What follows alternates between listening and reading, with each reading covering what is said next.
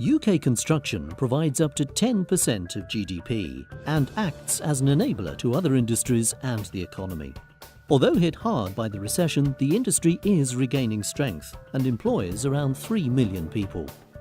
We talk to leading experts about the critical innovations and challenges in safeguarding this industry and moving towards industrial sustainability.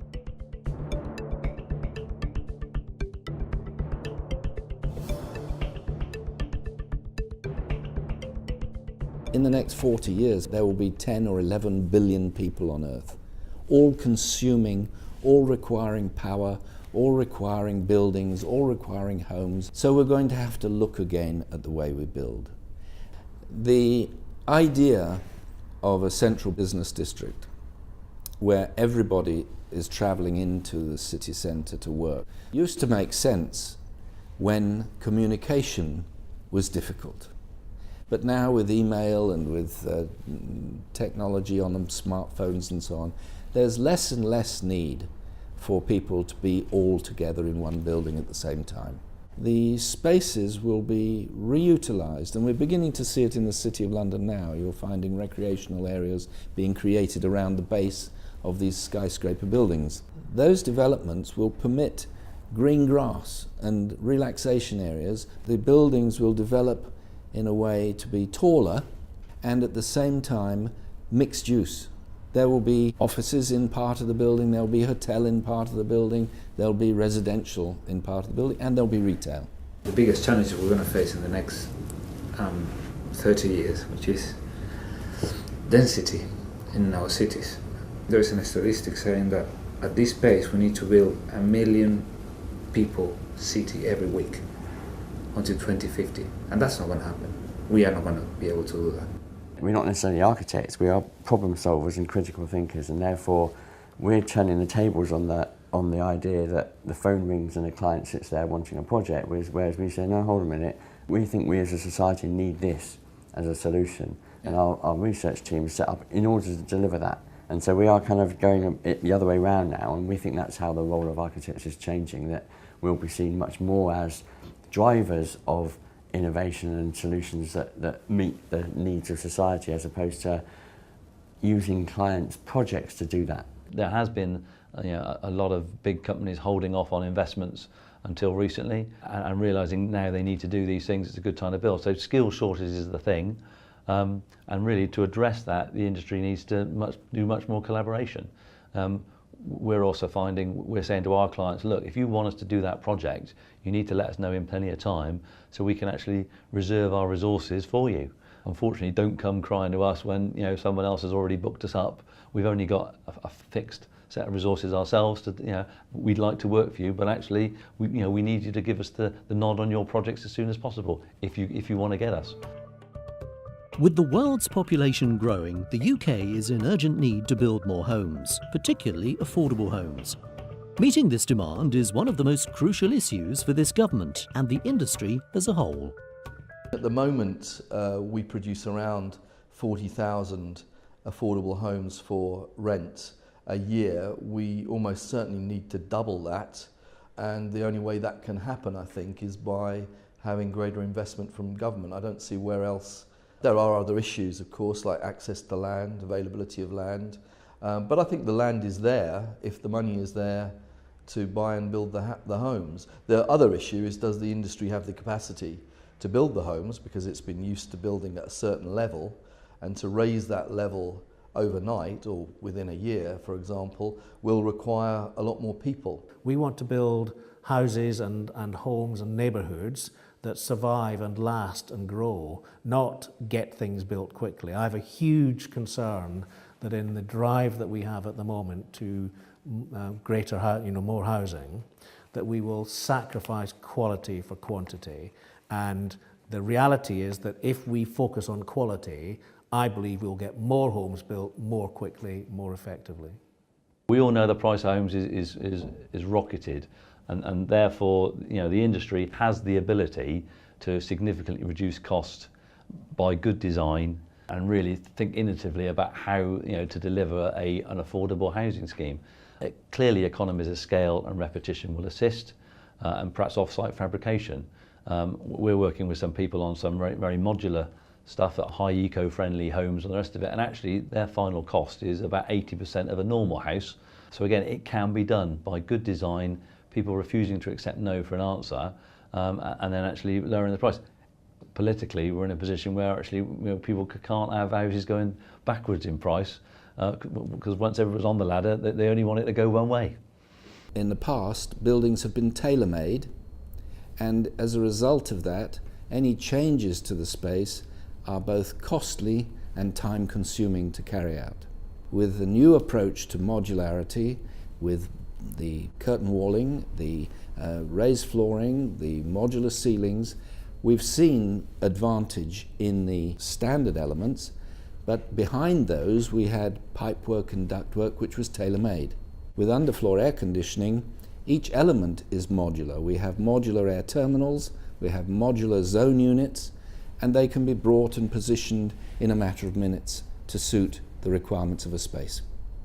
Ceiling-based systems of air conditioning notoriously have demanded a huge amount of space. For most ceiling-based air conditioning systems, the mechanical engineer will require something in the order of 500 to 600 millimeters under the structural slab to carry the ductwork and the air handling units and so on that are in the space.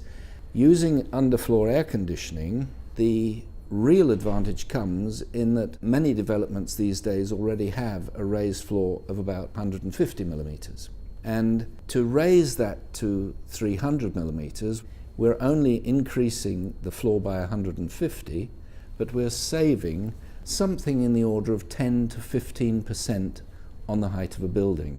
As buildings get taller, using such systems brings huge sustainability improvements, with massive savings in construction materials, embodied energy and operational energy, along with less wastage when spaces are rearranged, and at the same time improving user comfort. For every 10 buildings built, enough materials would be saved to build one more complete building. We've now established a new company with a funder, and it's called 63,000 Homes. Quite a pertinent name. That's the number of affordable housing needed in the country each year. So what we did is we said, let's look at the market allowance rates that the local authorities have for housing. Let's look at the land supply, and let's look at the type of people that are homeless. And you go into some boroughs in London, there are dual income families on £45,000 that are homeless. And the answer is volumetric housing system that we've designed. We've now got a series of manufacturers ready, and we're looking at a number of sites across London deploying a kind of this strategy. And the interesting thing that it's done is it's meant we're now designing and building and selling houses like they're cars. And the minute you start selling them like they're cars, the attitude is different from the people who are buying them, because they're then talking about what they want in their house. They want, whether they want good green technologies, water recycling, almost like a list that you go into a car showroom and pick from leather seats and air conditioning. So what it's meant is that the language that we're using with the clients and the local authorities is completely different. Leading construction companies are quick to embrace new technology and innovations. Recent years have seen vast technological advances, which are changing the way the industry operates. Construction industry needs invariable to look at what, when you look at the automotive industry does in terms of, efficiencies in the engines, and you compare a car today, a car 5 years ago, I'm not talking about 20 years ago, 5 years ago, and they move so rapid, and the electric cars, and they're thinking about crazy things like cars without drivers, and developing technologies that are actually investing in the future.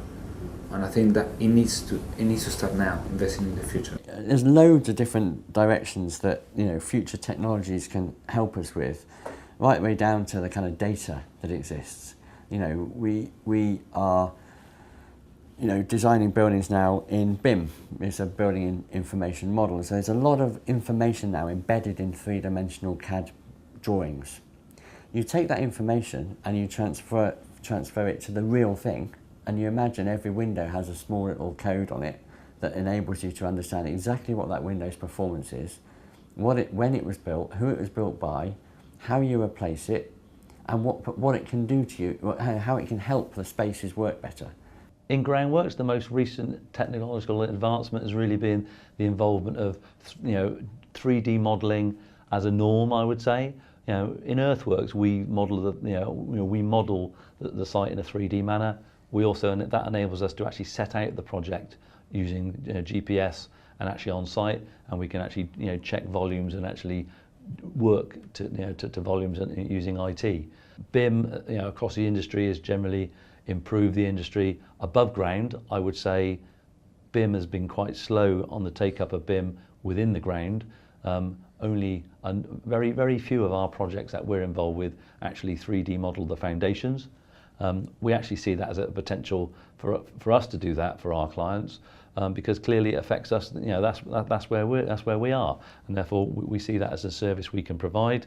And funny enough, by providing it, we're going to make ourselves more efficient, more effective, and therefore more profitable, and hopefully, work with our clients to, give a better service. There's been a huge investment by the government involving organisations like the CIC over the last 4 or 5 years to make freely available to the industry all the tools, the toolkits, all of the information that they need in order to be able to invest themselves in the technology to design and to construct through building information modelling, which the government is already proving through its pilot projects, saving a lot of money. Projects are being created quicker and they're more reliable once they're up and running. There's a process called soft landings, which means that once you've completed a building project and handed it over to the client, the owner-occupier, the building users, etc., that they're able to start using the building to its full and best capacity immediately. They have a complete manual of how to operate the building, make sure that the energy efficiency measures that have been put into place are operable. And it's surprising actually still how many clients and construction companies still prefer to use old methods, even though the information that enables them to do things digitally and do things better is readily available. You think about the technology and you think about construction sites and you think actually it's not too big a step to go from a model to the real thing. So people are starting to build 3D printed houses, on sites, and we're thinking about trying to print 3D printed stone, so that you take all the waste from the stone manufacturing process that creates pristine pieces of stone. You take the waste and you make a new 3D printable stone with it. And so there's challenges like that, I think, that are technological advances that we're just on the cusp of being able to do. Harnessing the potential of renewable energy and low-energy technology is essential to the future of the industry and of the world in general. Innovators are now rapidly developing ways to incorporate renewable energy into the built environment. All of our systems make use of the latest technology in terms of low-energy fans. These are called EC fans rather than AC fans, and they operate with perhaps a 50% energy saving over conventional electric fans. On top of that, using heat pump technology, we can recover the cooth or the heating from the exhaust air and reintroduce it to the incoming fresh air, saving further energy in the system. For many years, I would go to meetings and discuss energy efficiency with developers of the day. Their approach was to say, look, we're just putting a building together and anything the tenant wants is down to him. So energy efficiency, as long as the air is blowing, we don't really care. It's a tenant issue. Well, the delightful thing is that in the last 15 or 20 years, that attitude has changed, and developers are now dramatically more concerned with wastage of energy and so on, and they are much more concerned about the satisfaction of the tenants with the space they've provided. What we want buildings to do is become dynamic, because like our skin, and we it's cold and we put clothes on, it's warm, we take them off. buildings have to perform the same way all the way through the year, because that's how everybody perceives buildings to be. Whereas we say, no, hold on a minute, let's make the outside skin dynamic so that it tunes the spaces inside so that buildings change depending on what the atmosphere is doing. So we're talking to bacteriologists at the moment, and they are helping us understand how we might be able to make dynamic skins within double glazed units, for example, by filling the cavities with interesting mixes of bacteria that can change their dynamic depending on whether the sun's out or not. That's the sort of technology we need to start to be thinking about in terms of our buildings. So they become the engines that we keep describing in order to sort of, perform better and give back and start generating energy. With the construction industry a major user of resources, the industry is striving to reduce waste and carbon to help ensure industrial sustainability. Chartered surveyors and the agents carry a huge responsibility in advising the developers on the appropriate systems to use to meet the incoming tenants' requirements. Most people will tend to go with what they've done before. And for 50 years that's been okay. But now, with the changing environment of population and climate change and so on, it's becoming increasingly important that the early decision makers, such as the agents, the developers and the cost consultants, consider not just the short-term cost saving, but the impact of those decisions and what that impact will have on the environment in the future. I have a horrible feeling that too many people think, let's develop a product and design a product. Now let's think about how we make it sustainable. You need to think about sustainability from the first instance you think about designing something new. And so design can play a huge role in building sustainability in from the very get-go. The design has to really consider the best way of minimising carbon from the outset. And really that can be done by efficient design, a lot of repetition, a lot of off-site processes as well. And clearly when it gets to site, really, the requirement to be local. The amount of travel distances, particularly labour, materials, can be massively, significantly reduced with a little bit of forethought and a little bit of thinking about it and a real intention to use local suppliers and local subcontractors. We certainly find that if we have our local boys on the site, they're much happier. They're not looking to get away earlier because they haven't got far to go home and all the rest of it. And it just reduces cost. It reduces aggro, and the byproduct of that is a successful project and with a lower carbon footprint. We need to make sure that our homes are more energy efficient, that they're not pumping out carbon into the atmosphere, but all the technology exists now to make sure that that can be done. It's just a question of utilising the knowledge that we have. All construction projects rely on multidisciplinary areas of expertise, with professionals needing to collaborate together to share knowledge and advances in innovation. Architects for many years now have been creating a more exciting ceiling void, making use of the structure, highlighting with lighting and with materials a different feel to the space. And the underfloor air conditioning grants a greater design freedom for the architect.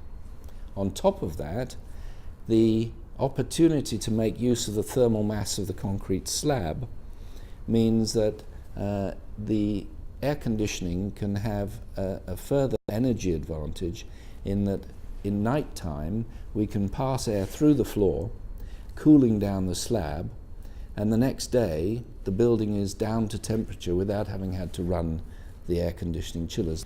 When a tenant first moves into a space, I think it's pretty fair to say that they'll have been shown 2 or 3 or 4 buildings by a letting agent who will show them suitable locations for their headquarters building or whatever. They still don't have an awareness of the user's requirements inside the space. It's left to a second team to come in very often a fit-out contractor. They do wonderful secondary fit-out work after the development has been done. But they are doing it in isolation to the original philosophy of the design of the building. And there is, to me, a dramatic need for the original designers to stay with the building for as long as they can, and hopefully throughout the life of the building, to maintain the original specifications and intentions. But the users need that knowledge to make best use of the space. Year on year, there are more people moving towards a more collaborative and integrated way of doing things.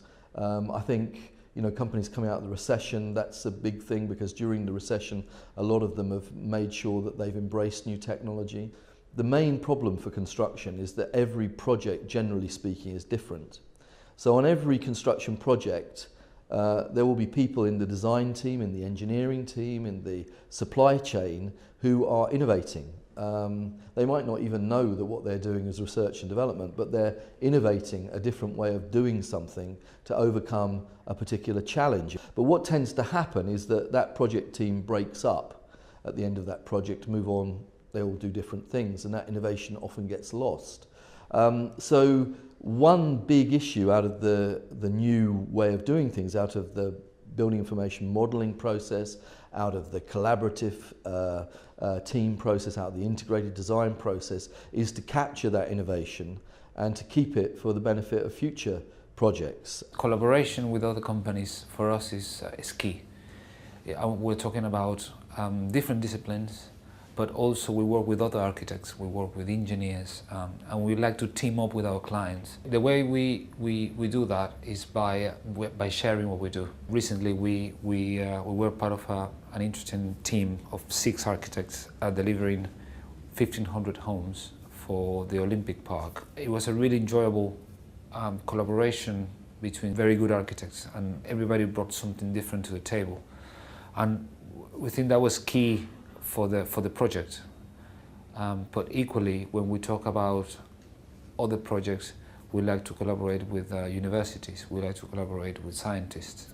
If you're a construction company that wants to do work for government, I'm not just talking about central government departments, it's all governments, that includes all local authorities and all government departments in their widest possible sense. And if you're not able to work through BIM by the end of 2016, you won't be getting any of that work.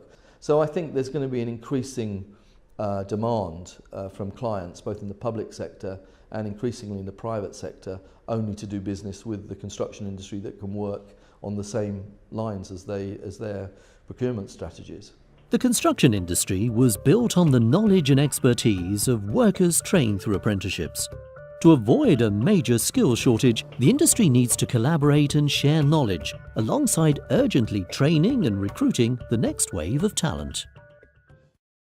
The biggest challenge is one of people, because having lost so many people during the recession, being one of the first industries to have work turned back on, it is very important that they recruit the people with the necessary skills in order to be able to do the work. And that's not easy, especially at my end of the industry, at the professional end, because obviously it takes several years to train a chartered surveyor or an architect or an engineer. So they're not just sitting there waiting to be asked to come back to work. We're working with people who are managing huge construction sites that started on the tools on site, and that's a great story. And we've kind of lost the importance of that as a career.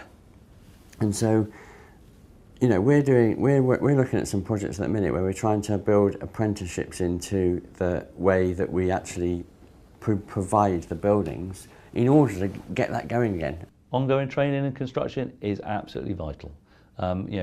Nobody knows everything, particularly related to health and safety or new products. To take somebody who joins with very little experience, and within 2 to 3 years they can be earning a decent wage as a decent ground worker, but it doesn't stop there. Even our guys who've been with us for 25 years plus, those guys are still learning, still training, particularly new pieces of equipment, new products. and how to use them safely and for the best, to get the best out of them, and therefore it's a continual process. It never stops. Skill shortages are different things at different levels. So obviously at the professional level, as I said, you can't just suddenly invent new architects and engineers. Our education here in the UK is very highly sought after. So even during the recession, our courses were still reasonably full. So there are people out there that have been able to come into work. It's been possible to recruit people from overseas, as we've done before, and I note that chartered surveying businesses, for example, in London have been looking to Greece, they've been looking to Cyprus, they've been looking to Spain, they've been looking to other European countries where the recession is still biting in order to recruit staff to come here. At the other end of the industry, at the kind of site-based end, it's just a question of more apprenticeships, it's a question of providing more incentives for young people to work on sites, and that's a quicker fix because you can recruit and train people in a matter of a few months to be useful workers on a construction site. While the industry has recovered significantly from the economic crisis, there is still a way to go. Innovative approaches, continued investment and development of emerging technology look essential to fully restoring the UK construction industry to its full potential. The government need to step back and allow the people who perhaps are informed and know how to solve some of these challenges to step in that gap that they'll leave. And I think, in a sense, you want less policy rather than more, I would say. We have, over the last few years, started to plan a bit better. During the course of the last government, there was a significant attempt to get a strategy for replacing our infrastructure, for example, and having a national infrastructure plan. I think that needs to be rolled out into other areas. The problem that we have is short-termism related to the parliamentary cycle, and having some sort of joined up thinking that says, well, here's a 30-year or a 40-year plan for refurbishing our infrastructure, for making sure we're producing and refurbishing our homes, etc. That's something that we need. I think the government needs to support the industry more just by being more consistent with its message. Particularly, if it could set much decent, longer goals for its investment and spend, that will enable people to plan better. Earlier procurement as well in relation to selection of subcontractors and projects, and earmarking clear projects that need to be undertaken, allocating them the main contractors, and in turn requiring the main contractors to allocate the subcontractors in plenty of time. Decent procurement leads to a decent outcome, and if that were to happen, we would have a much better knowledge of the work we're going to be doing, and therefore we'd be more consistent. We would probably, we could be more consistent with our investment of with staff and our suppliers, and therefore we'd all get a better job. And I'm sure the government would get more construction for its money. I went to BIS in Westminster and said, you hold the database of all the great thinkers across every industry in this country, and wouldn't it be great if we set up a 6-monthly think tank day where you pull together all those great thinkers from science, from medicine, from engineering and from architecture into a room with policymakers, and you put in that room some press people so the message was heard, and you put in that room the people who define what the funding needs to be pointed at, and we set challenges, and those great thinkers think about how to solve that from many different disciplines, and that would then set out where policies could be shaped. So I think that's how central government can help. They hold the kind of connections to all these great people that could start to unlock some of the blockers that exist in construction to allow innovation to happen.